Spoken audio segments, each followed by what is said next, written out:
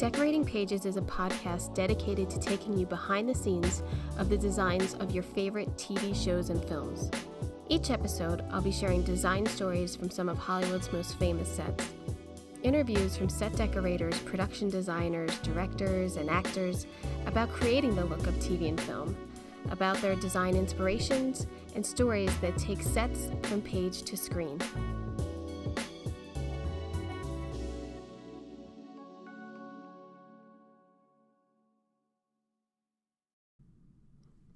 Hello, and welcome to Decorating Pages. I'm your host, Kim Wanup.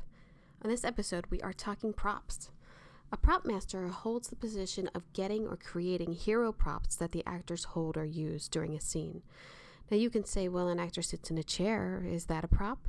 Well, sometimes it is, if the chair is picked up and then thrown or needs special action in the scene. It could be more than set dressing and become a prop. And the set decorator and the prop master will collaborate on selection of the chair and then probably getting multiples. Props deals in multiples. They need to have them because during a scene, if something should break while you're filming, you have to have another one, an exact match, so that the continuity will be correct. A lot of dressing could overlap with props, such as if there was a party scene, the dishes, the glassware. If someone is opening presents, I might do the presents that are in a big pile behind the scene, but the prop master would be the one that gets the hero present. They would also have multiples of that for take after take of the person opening the present. A prop master also crosses over with wardrobe a lot. The personal items of a character are props, their wristwatch, a specific necklace, their sunglasses, their wallet, and then everything in the wallet. Joining me this episode is Prop Master Gay Perillo. Her range of talents span from creating Leslie Knope's massive amount of detailed scrapbooks on Parks and Rec to filling Gary's Leviathan on VEEP. She has a career of being a prop master with long-running shows such as Crossing Jordan, Mad Men, Parks and Rec, VEEP, and The Good Place. Her feature films include A Single Man, Sex and the City, Mike and Dave Need Wedding Dates, Gloria Bell, and just released on Netflix, Wine Country. Upcoming in December 2019 is the untitled Jay Roche project about Roger Ailes that she just finished. And Gay and I are currently finishing up our 4th season on The Good Place. We are friends, and I made this into 2 episodes because we just had that much fun. So I hope you enjoy. I'd like to first say cheers. Yeah. And by the way, I only brought you here to talk about housewives. Oh, thank God. Something I'm versed and comfortable talking about. I think we could just talk about the housewives' houses. Okay. And the decor and their props. The leg. I think the leg has to be... The leg is an excellent, prop. well-thought-out prop. Now, I think you missed your calling of being a housewives casting agent. I think so, too. But how did you start doing props? I was 2 years after graduating from college, living the dream in Dallas, Texas, in corporate, it's like corporate management for, it's like apartment housing. Mm. So I would rent out to like Dallas Cowboys were our client. Hey! Abbott Laboratories, IBM. So I would wear a pantyhose and a dressy uniform and show them to their apartment. Nice. Yeah. So that was going really good. Yeah. I could drive a golf cart around the properties and take them around. But that was going nowhere, but my sister called me and she was directing the Howling Six, and she said, can you come out to LA and be my assistant? Oh, awesome. And I never went back. I came out for a summer and I literally fell in love with the prop guy on the show and the idea of props and never looked back. I did see on your IMDb you were only a prop assistant once. Yeah. Which makes a lot of sense. Oh, that's my crew. Makes a lot of sense to them too. I was only a buyer once. Uh-huh. So right? I related to that like, oh, yeah, I get that. I could get that. Because it's when you have the passion for it and you want it done right, in a sense, it's just better. Sometimes it's better just to do it yourself. Yeah. And to be in charge of it. Yeah.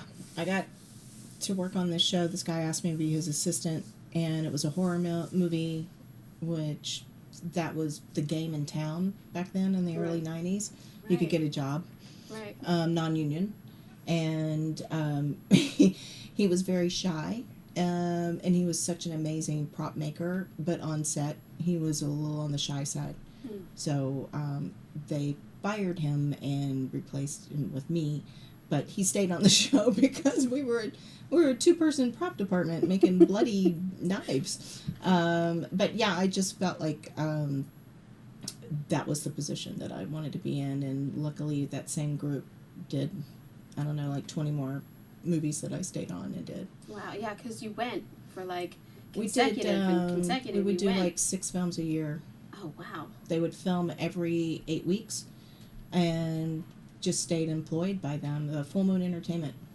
The lesser known to everybody knows Roger Corman, but Charlie Band was Full Moon, and it's, you know, either kids films or horror films. But you have to do everything, so you learn a ton. Yeah. You know, your effects and your, you know, you're making stuff and, you know, killing people left and right. I say that's why Bones was the best thing for me in the beginning, because there was a huge thing almost every week, and then it was somebody's house, and it was like exploded hotel room, plane crash, and then we go into a lab, or like it was really versatile. You exercise every single muscle that no one ever taught you. Yeah, right. And creativity just oozes out of you because you want it to be so good. You want to be good, and we have. I think you and I both. One thing about us is that we have a work ethic, you know, and a little bit of perfectionism in the stew. You more so than I, because there's a lot of times that I not true. feel there's a lot of times that I feel like they're never going to see that, like it has a scratch in it. Just get it here, and I'll deal with it. Where you would be like, I'm not. I need to craft my own. That definitely comes... Yours just seem closer than mine. No, but that comes from doing more films, because I did more films before I ever did TV, and you never know where the camera's going to look. So it's just that thing that you're used to doing, you know, and TV kind of, you know, we never see half the stuff that we do, but you just got to keep doing it. You got to keep doing it, because you don't want to lose that talent of being able to pull that off, because you're going to do a film.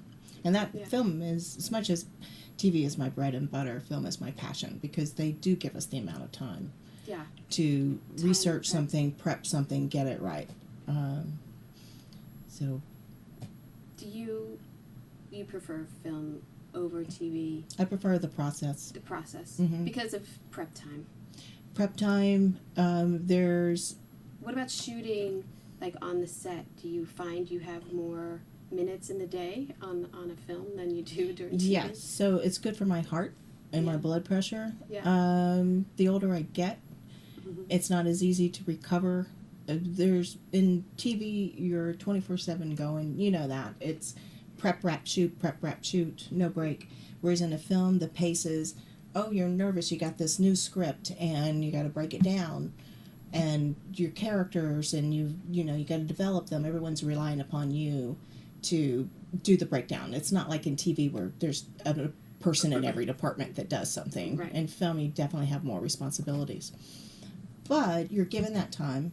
Prep time is always at least 4 weeks. Most of the time, it's 8 weeks. Right. And then you're not shooting 10 pages a day. Right. You know, there might be a scene that's just in a cafe. And then the next day it's going to be walking down the street.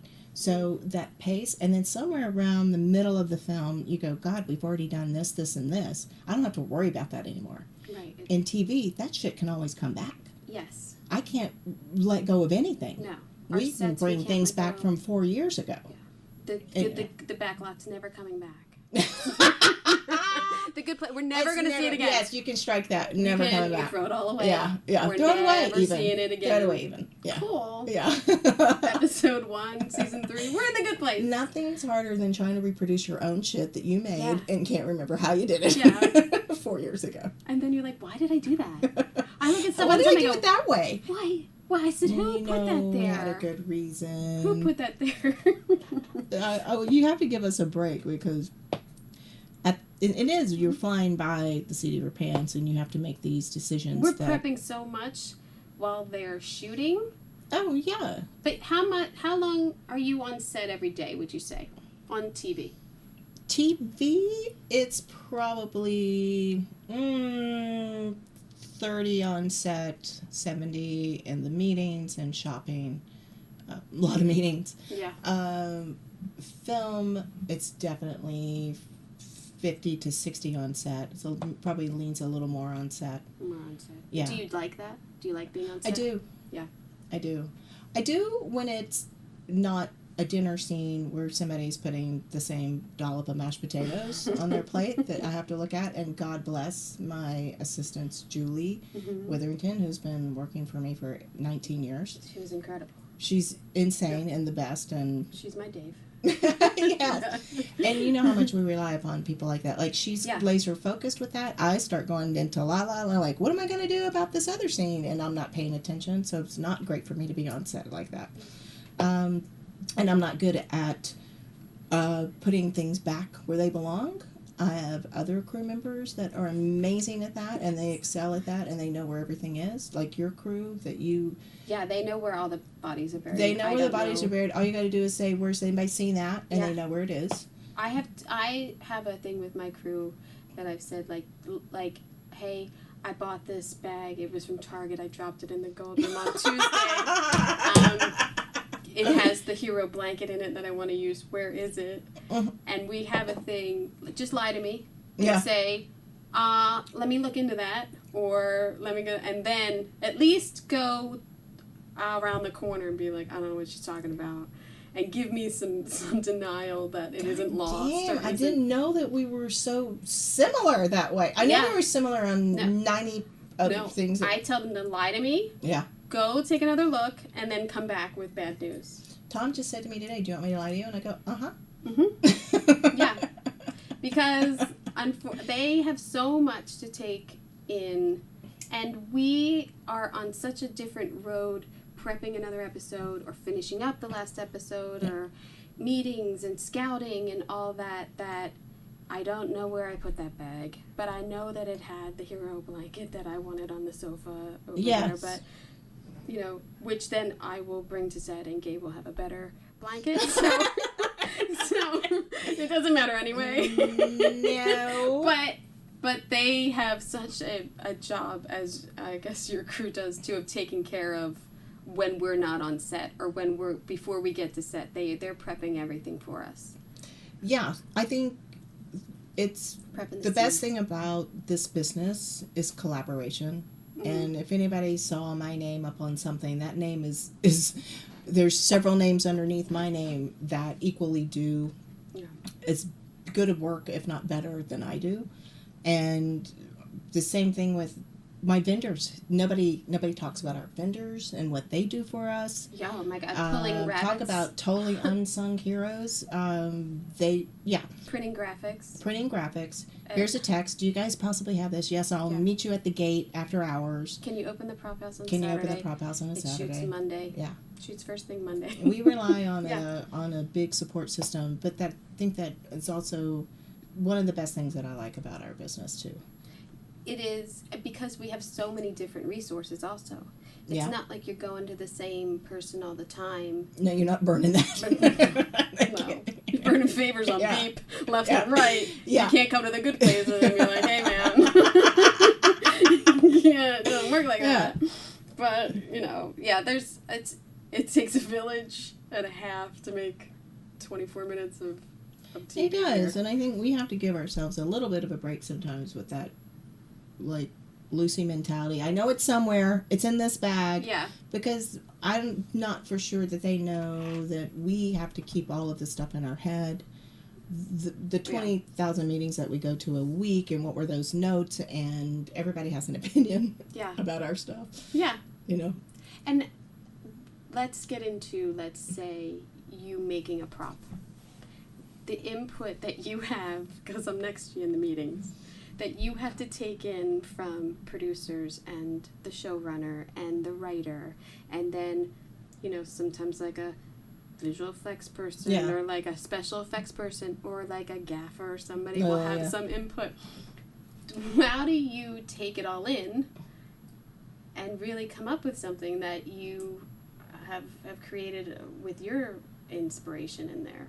I mean, it's a lot of chefs. Yeah, it's a lot of chefs. This is kind of where almost 30 years experience helps, because I can filter what can be made in that amount of time. I kind of know what's out there that can be made and what can't be made, so immediately I knock out all the ideas that I cannot make in the amount of time. But there's been things, especially on Good Place, like, oh, she's wearing, glow handcuffs. Yeah. And that they one have to almost clink killed off. me. Yeah, I bet it did. And they have to clink off. Yeah. Or they can't, or you don't want to hurt her wrist, and they Right. don't want to be too heavy, and Yeah. they have to glow, and they can't be too bright, and it's too dim. Yeah. Like, insane. And then what now. is it to begin with? The Yeah. concept of what it is. That's interesting you brought that one up, because that is one of the ones that it did. When this script came up, I had 2 days planned with my sister in Texas that I was going to be there to help her move. And when the script came up, those glowing handcuffs were not in the script. And when I went, and then as soon as I land in Texas, it was, oh yeah, and we want these glowing handcuffs. We're going to do some drawings for you. I'm like, whoa, whoa, whoa, whoa, whoa, whoa. Who's doing drawings? Well, you're out of town, so we're going to do some drawings here. And I'm like, but No. I don't know. What if they come? I mean, again, what if they draw something I can't produce? And Right. I don't want to have anybody have their heart set on something. I'm like, well, let me try to figure some stuff out.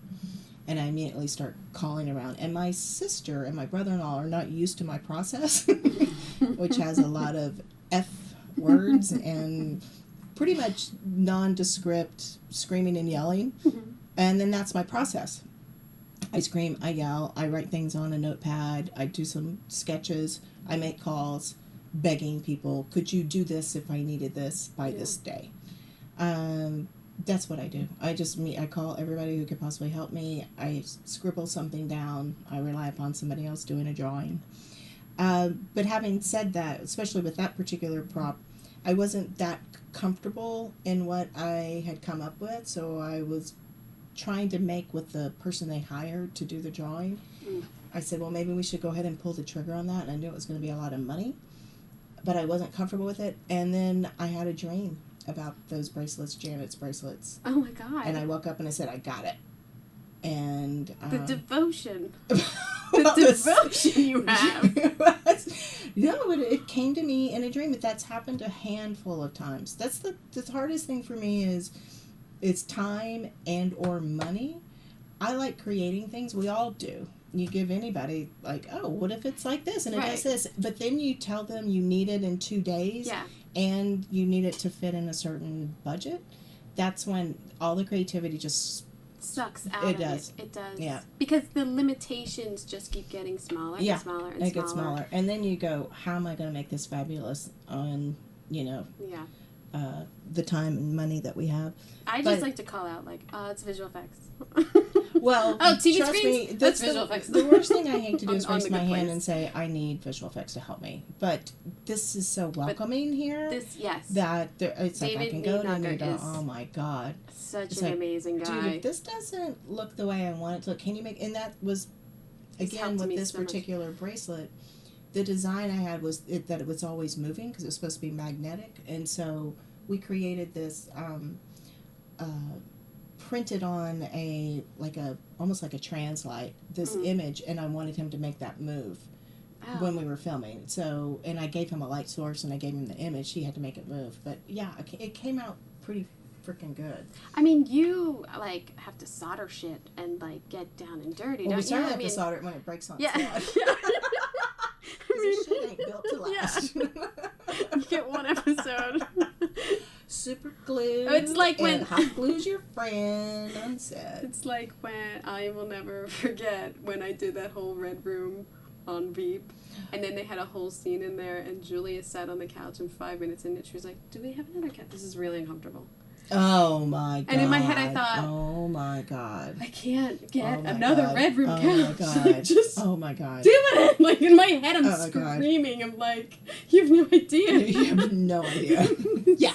Like, yeah. And So, it was probably 6 o'clock on a Friday. Yeah. Yeah. That's when all the best stuff comes. Yes. Yeah. That's usually when we have you have your prop show and tell. And they come up with the ideas. I've learned over the years I keep very quiet if I show up at all in those meetings. I don't Why do I give them choices? I don't know. You have a mountain every Friday on Parks and on a Good Place and on a VEEP. VEEP was kind of touch and go, though. VEEP, we didn't have any meetings. It was just whatever you can get. Yeah. That's what you can get. We have a prop show and tell, and Gay has options of, like, here's not bracelets because you didn't have multiples of those, but an example like, okay, well, these are the files we'll have. These are the scrapbooks that Leslie will have, or, these are the cups that Ben could have. Like, you have options, and not too many, usually. You give them... 3. Yeah. You give them enough to feel like they're making the decision. You can't give them 2 because they'll say these aren't good enough. You have to do 3. It's a psyche thing. Oh. Yeah. You put your favorite in. Right. And then you put what you think they're going to like. Right. And then you do a dog. Right. So everything else looks better. Right. Yeah, I didn't like that one anyway. Yeah. I don't know where I got that. Everything looks so much better when you compare it to something that's awful. Yeah. I think, too, in those moments, I always feel like you're telling them what it should be in your professional way. Do you know what I mean? Because this is your realm. This is what I like this and I like that. And especially on Good Place, so much of this is unknown to us because it's not reality. Right.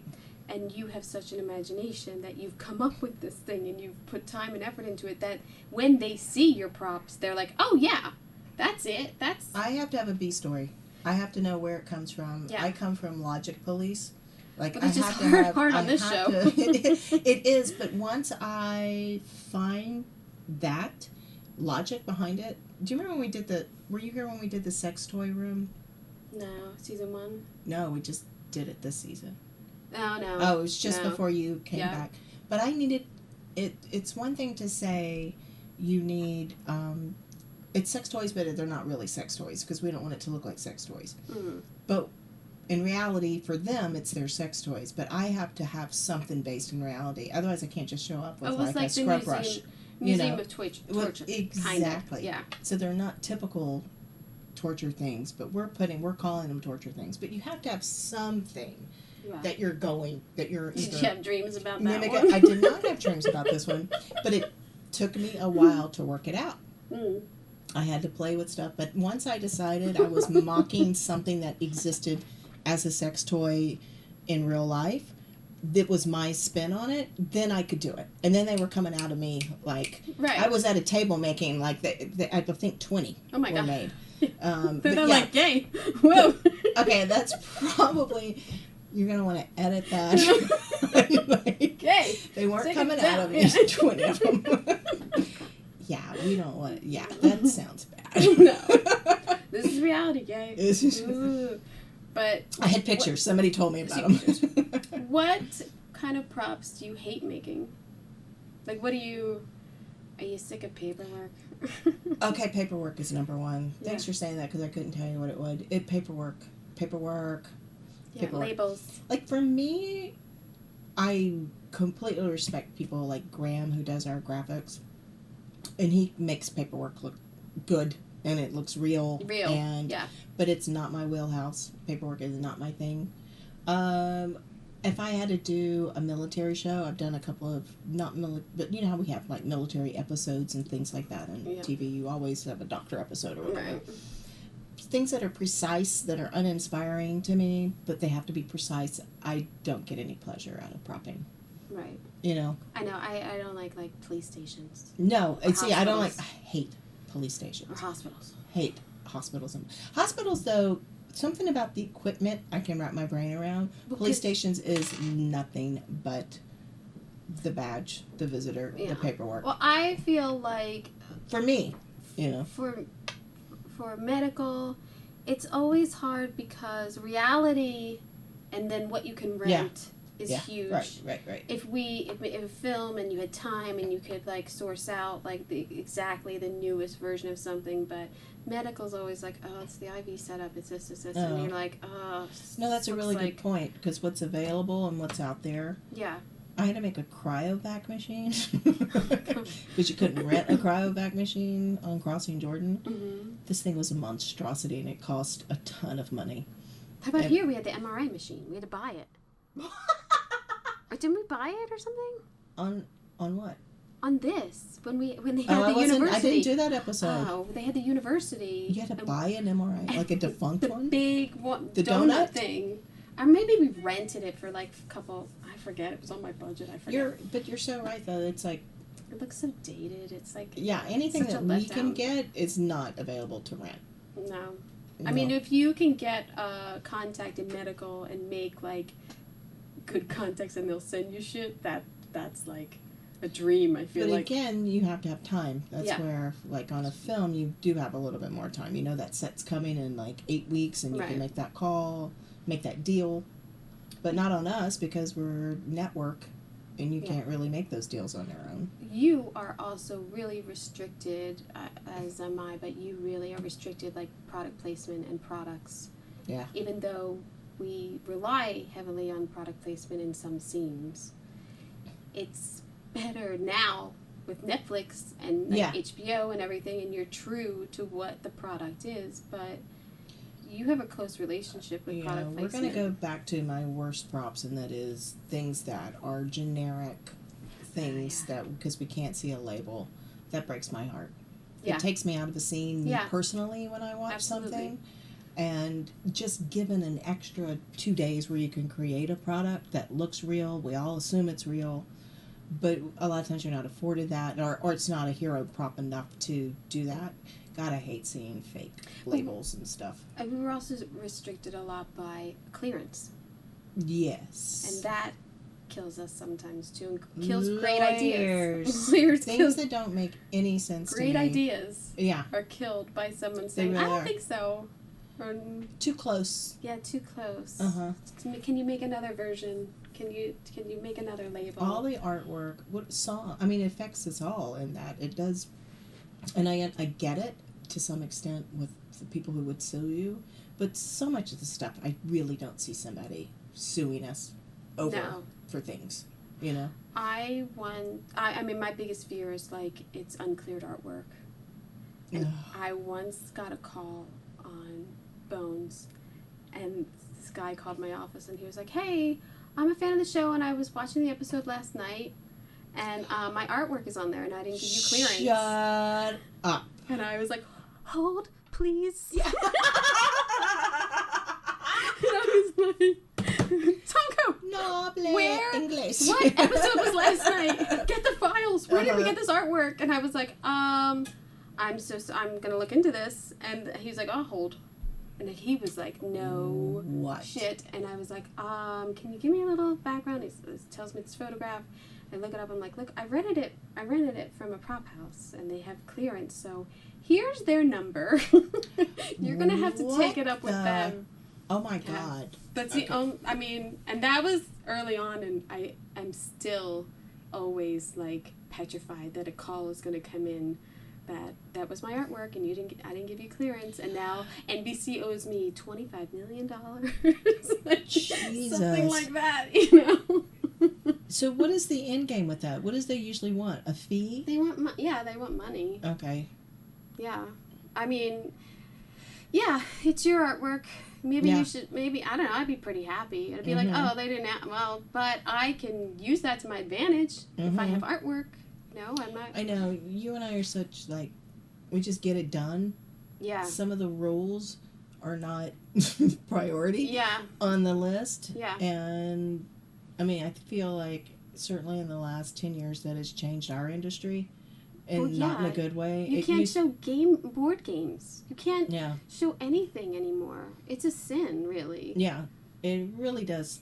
I think it affects the look of the shows and stuff like that, too. Because sometimes we can't do what's real and gritty or something like that because everyone's afraid of being sued. We have to Greek out things. God, we have to, like, even if it's a television and you have to Greek out, like, the name or I did computers. Like, it's the worst. In Crossing Jordan, we had a plane crash, and it was the battery's fault. And we aged, and I bought this battery at a salvage yard. And we tore half the label off and then aged it and burned it. but the company freeze framed the and shot. knew it was their battery? Yeah, it wasn't a good enough Greek job. We should have created a label, because that is one instance where you could actually see somebody wanting to sue you. Yeah, they had to pay out. Well, the biggest thing is, is their product going to be seen in a bad light? Well, it brought a plane down. Yeah. In that instance, yeah. That's what their problem is. In Heroes, her hand gets, I forgot, the cheerleader's hand gets chewed up in the garbage disposal. It was not my garbage disposal. I got all the calls about it. But, we're a team anyway. But I guess the one that construction had bought, you could see the logo of the garbage disposal with her hand being inside there. Oh, wow. And even though it wasn't the garbage disposal's fault, right, they never want to be associated, even though that would actually happen if you stuck your hand down in there. But it's not like what caused the accident. But yeah, they had a fit. So we had assassins are everywhere, right? I always think the biggest like you can use our product in a bad light is Castaway. He's on a FedEx plane that goes down. Yes. Like, I've always thought about that. For people's packages. Yeah. Let me go through them. Except for one. He keeps one. Everybody else he opens. But the whole plane goes down. I mean, that's true. It's crazy to me that I've worked with Gay this long and I didn't know how she started. I ask each of my guests that question because it's the most asked question of me throughout the years of how did I get into this business. And I think it's important to hear how people might have had a different path, or this was their dream and they got into this business. I think one of the things that is very common is the passion. You've got to have passion to survive and grow in this business and every occupation. Find a job you enjoy doing and you'll never have to work a day in your life, says Mark Twain, which I agree with. I love my job. I hate to work, but I love my job.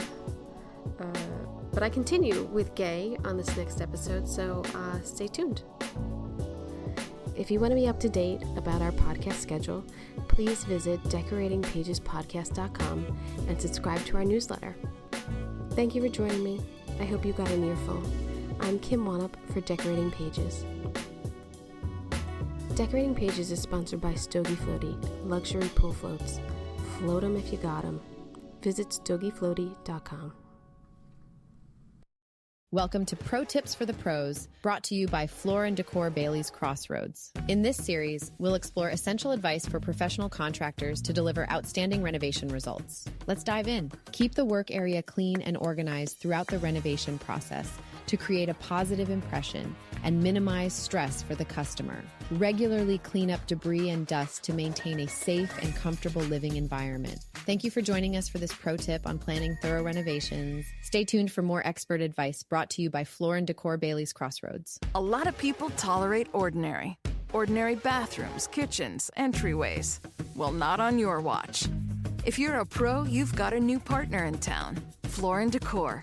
From tile to wood to stone, Floor & Decor has more styles and job lot quantities of Schluter, Mapei, Laticrete, and other brands pros trust. Come see a whole new way to wow with Floor & Decor. Coming soon to Bailey's Crossroads.